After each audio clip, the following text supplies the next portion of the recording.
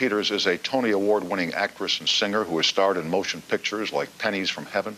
She's recorded many albums, including her latest, which is called Sondheim, Etc., which, by the way, was made live at Carnegie Hall in New York. And this Friday, she'll perform at the Universal Amphitheater here in Los Angeles. It's been a long time since we've met, and I'm glad to have you here at CBS. Thanks for coming over. My pleasure. Can we share how we used to... Sure, why not? Tell how we used to pass in the night. We both went to the same... Shrink. Shrink, yeah, as they call it, yeah. And you brought out the point that I used to exit out the wrong door. Well, you know... That's probably why I went to the shrink in the first place, was trying to get, you know... Well, you were always so cute, because I was the 2 o'clock and Bernadette was the 1 o'clock, and usually when you leave a doctor's office, you go out a back door to the street, right, and then the next person comes in, and there's that, what do they call it, confidentiality, right? Right. Well, you would always come out the waiting room door, and I'd walk in, and one day, I don't know if you remember, you said, "Now, don't you tell I was in here." And I said to you, "Don't you tell I was in here." And I'm sure you didn't. No, I did not. Not till this very moment. Not till this moment when we're both talking about it. I read this afternoon that you married. You're Sadie married lady, and you waited a long time to get married. Yeah. How come? I think I was smart not to marry anybody else that I went out with. I think also I'm a late bloomer. I was a late bloomer, and it took me a while to grow up and be ready and choose correctly. And was the person you married the first person that you really thought seriously of marrying? Or had you come close before? Because we've all read of relationships, you know, that famous people have when they print them in the magazines and stuff. No, I've come close before, but something never let it happen. You know? Gotcha. But this time, I just went ahead and let it happen. And how did you meet this man? I was standing in front of my building, waiting for someone to pick me up who was late. And I was all dressed up, and this fellow walked by with a tuxedo on, my future husband. In New York City? In New York City, right there. And he said to me, "Are you ready to go?" And I thought, and I really did get confused for a minute. I thought, am I supposed to go with him? Yeah. And I realized, no, I'm waiting for somebody else to come pick me up. And he stood and talked to me for a while, and then the button fell off his tuxedo. And I, being very...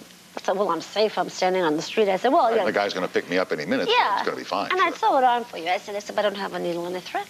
So he said, really, would you sew it on for me? I thought, well, yeah, I guess so.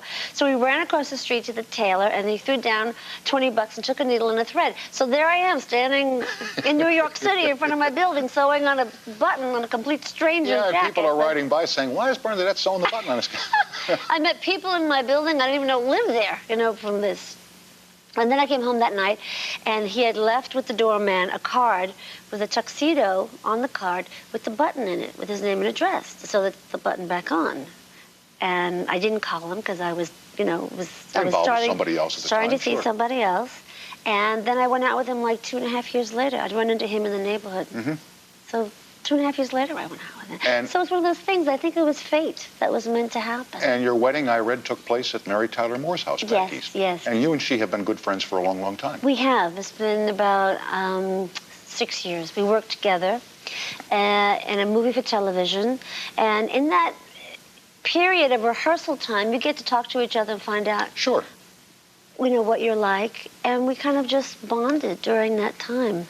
We both love animals. I think we're both a little bit of loners in a way, and we kind of understand each other. And I think that we're both probably not as trusting, and I think we trust each other. So I think that's what's... How do you feel when you come to Los Angeles to work? And I ask that in the context of having watched the Tony Awards here a couple of weeks back on CBS, which, by the way, was a terrific show this year. Oh, good. I'm so glad. All of you were so wonderful. Yeah, thanks. And I thought the number from the show that's called Steel Pier was absolutely smashing, and I read in the papers that this show is closing in New York now. Is it closing? Yeah, it's good. No. It was in the newspaper yesterday that it will close, I believe, in July. But when New York Broadway actors come out to L.A., and after you've performed in Carnegie Hall, how do you get in sync with this city? Because it's different here. Like you did a radio interview I read yesterday morning with Mark and Brian, our friends that used to be on television. Yes. Well, they were fun. And they're always fun, and they're charming. And did you hear who called me? No. Well, they didn't call me, I should say, called me, but I was so excited by the whole thing. I'm doing this interview, and they say to me, "Excuse me, we have to take a phone call." And I said, well, okay. And it was Paul McCartney. Oh, really? Called up. And I was telling the story on the air about meeting my husband with sewing the button on the jacket. And all of a sudden, this guy with this Liverpool accent says, oh, I was sewing a button on my jacket. And I'm thinking, oh, this is a joke, you know. And the producer runs over to me and says, no, it's not a joke. It's Paul McCartney. So Paul McCartney is on the air, because when Paul McCartney calls up to say, I want to, you know, a radio station, everything stops. Everything stops and Paul McCartney and goes on. you know, and they're apologizing to me, and I'm saying, no. I'm like, my mouth is, I couldn't believe it. It was like Elvis had, you know, called up. Yeah, no, Elvis is not going to call. Well, it was like that. It was like from that, the yeah, dead. yeah, I mean, it was so yeah, exciting because I grew up See, with Paul's the Beatles. living and Elvis is not. You know. He is, really? No, he's not. He's dead? Oh, Yeah. okay. Which Well, doesn't make him a bad person. No, it doesn't. No, I loved Elvis, too. So anyway, McCartney's on with Mark and Brian, and where are you in all this? I'm just sitting there. I'm listening, and Right. and all of a sudden Brian says to me, would you like to sing a song with Paul McCartney? And I'm going, well, sure. I mean, you know, and I'm thinking, what song? Well, right, I'm so nervous because he's there. I'm thinking, what Beatles song do I know? I couldn't think of one, and I finally realized I recorded one. So anyway, he says to Paul, would you like to sing a song with Bernadette Peters? She's a big Beatles fan here. So Paul McCartney's like on the spot and goes, oh, well. Yeah, and he's all saying, right. what do I know from Sondheim, or what do I know from Broadway, huh? No, we were going to sing. And I said, well, let's see. I recorded Blackbird, one of the Beatles songs. And so he started singing, and I started singing. So I neat. sang a duet with Paul McCartney on the radio. Besides that, I was very impressed with what a lovely, lovely guy he is, how he really appreciates. They were saying, well, Paul, what advice would you give people? He said to really enjoy your life and enjoy success. So many people have success and don't appreciate it when good things are happening to them in life. And then I remembered, I said, I read an article in the New York Times where you moved into a country house with 2 bedrooms. They had 3 kids. So they were like, they had the children underfoot when they were growing up with them. And he said, we had to love and commit to our children and connect to them because they were there all the time, because that's what's important to he and his wife. So he's a really lovely guy. So you had the opportunity. You'd never sung with him before, obviously. So this was a first for you yesterday on the radio. I never met him, and I was really, really thrilled, and then to sing with him. And how would that compare? I know that you've been to the White House. I think you sang for the president's second inaugural in Washington. Yes. And I read in the papers that you went, you took your husband, and you took your dad. I took my father. I took and my husband. And it was exciting. It's exciting. You know, he's a really loose guy, but when you sing for the president... For the president, I've heard that, yeah. Yeah, but... I beg your pardon, Tom. But but when you sing for the president, Sure. It's very reverent. I mean, everybody is, you know, they're quiet and they wait to see what how the president's going to react, what he's going to do, what he's going to say, if he's going to laugh, if he's going to... So it's a very reverent thing, which is a little odd, but... You know, I was talking the other evening with Jon Stewart, the comedian who fills in for me occasionally here. Oh, yes. And who was the guest comedian at the Correspondents' Dinner in Washington this year. And, you know, the president and the first lady go and the members of the cabinet. And he said, you know, when you go in there as a comedian, they don't give you any guidelines at all. They don't give you any no-nos, any boundaries, and you can more or less go in there with all the material that you want. He said, but when you realize that you're performing for the President of the United States, the words you used, a reverence. And Yes. you want to be funny and you want to take a little shot, but you don't want to do anything that would hurt the presidency of the United States. He said, it's a very tough assignment for a comedian to go and be funny in front of the president. That, I think, would be the hardest. Absolutely, I agree. Anyway, let me do a fast break, and I want to talk to you about your early days on the Horn and Hard Art Children's Hour. We'll continue with Bernadette Peters. Her newest CD is called Sondheim, Etc. The toll-free is up and running at 800-952-2788. I'm Tom, and this is CBS.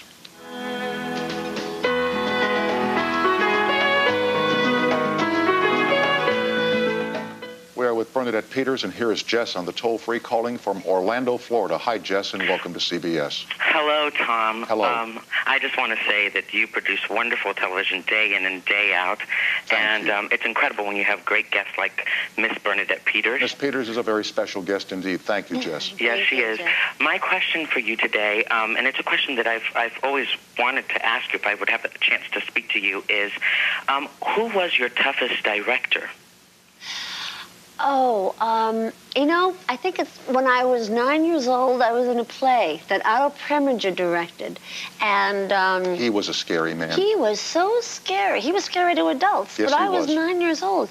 And the first day, and I replaced a little girl.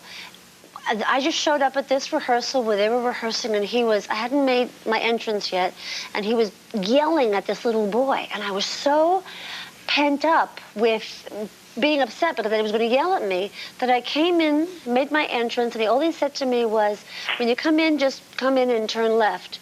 That I had to exit again to get ready to come back in again. And of course, you're prepared for the atomic bomb to go off, That's and it right. never happens, right? And I broke down and I started to cry, and then I was so embarrassed because I did that. But he was, I think, the hardest. Oh, he was a tough man, even to interview. I interviewed him in Philadelphia a couple of times when he was making pictures.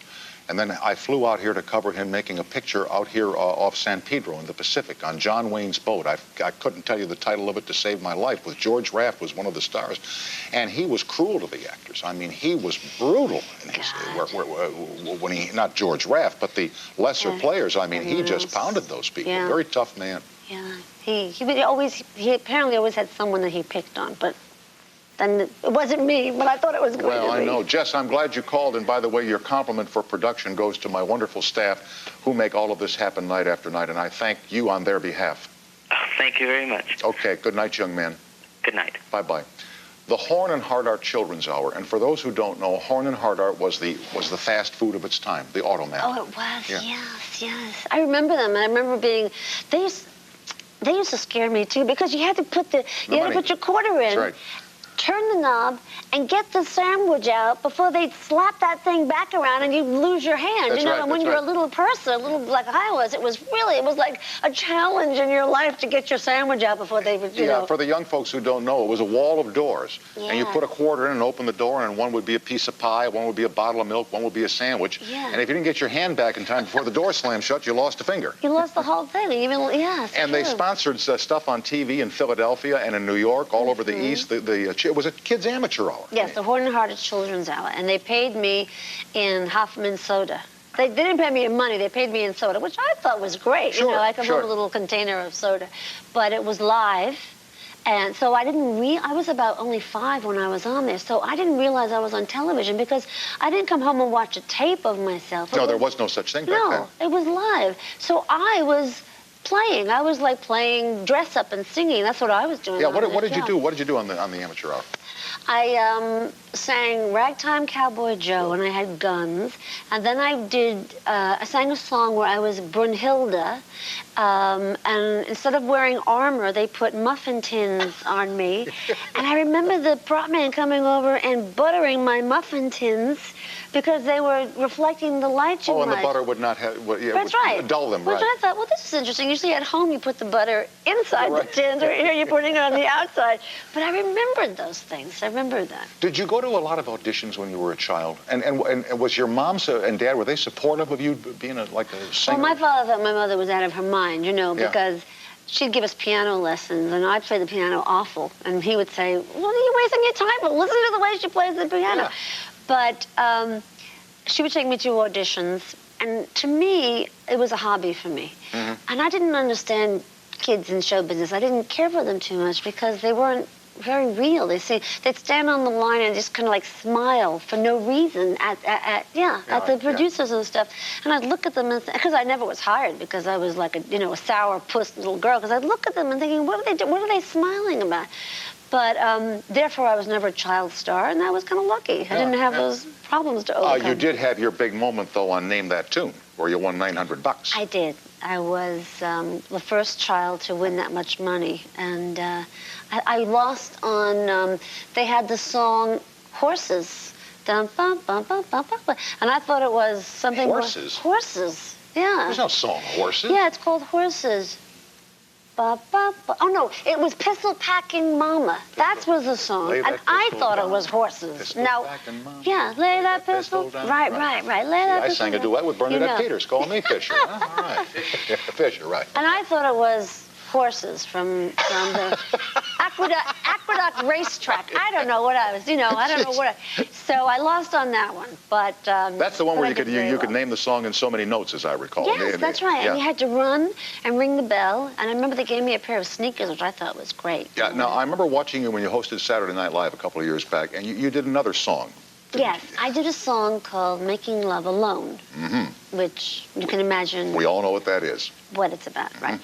And it was written by Marilyn Miller and Cheryl Hardwick, two women, and the censor who reads everything before it goes on the air said, well, she can't sing this song. And I said, just let me do it for the censor, because I'm not going to be doing anything. I'm just going to stand there. Right, and I'm sure it was in very good taste and was witty and melancholy and all those things. Right, it was in very good taste. So I did the number for the censor, and I just stood there and I'm singing the song, and they let me do it on the show. So it's on the air, and my mother and father are watching the show, and my father's listening to this song, and he says to my mother, you know what she's singing about, don't you? Finally, it's like, you know what she's singing about. I didn't know what he was going to, because he's very reserved, so. Oh, your dad? He loves the show, by the way. He watches you every night. Oh, isn't that nice? Yeah. That's nice. Hi, Mr. Peters, if that's your name. Lazara. Oh, Italiano. Peter Lazara, yes. Hi, Dad. And what business is Peter Lazaro in? He was in the bread business. He baked it, he sold it, he packaged it, and he delivered it. Right. He did the whole thing. Didn't make any cement shoes, did he? Just kidding now, I saw you when you were in George M. with Joel Grey. I worked in Philadelphia at the time, and you came through town on the way to Broadway. That's right. And I took my mom and dad, and my dad has since gone. He loved you, and he was a Republican from Vermont, and anything where they wave flags, my dad was for. Yes, so he loved that show. Oh, I'm glad. Yes, Philadelphia, because we played, I think, the Forest Theater, or maybe we played the Schubert. No, you played the Forest Theater. The Forest Theater, which didn't have, I remember that theater because I played it also when I was 13 years old. I came through in Gypsy, in the road show. But that theater doesn't have dressing rooms in it. No, it doesn't. It has dressing rooms in the building across the way. They forgot to put them in. When they built the theater, they did not put dressing rooms. So there's a tunnel underneath the street. The street That's to get from one building to the other one. That's right.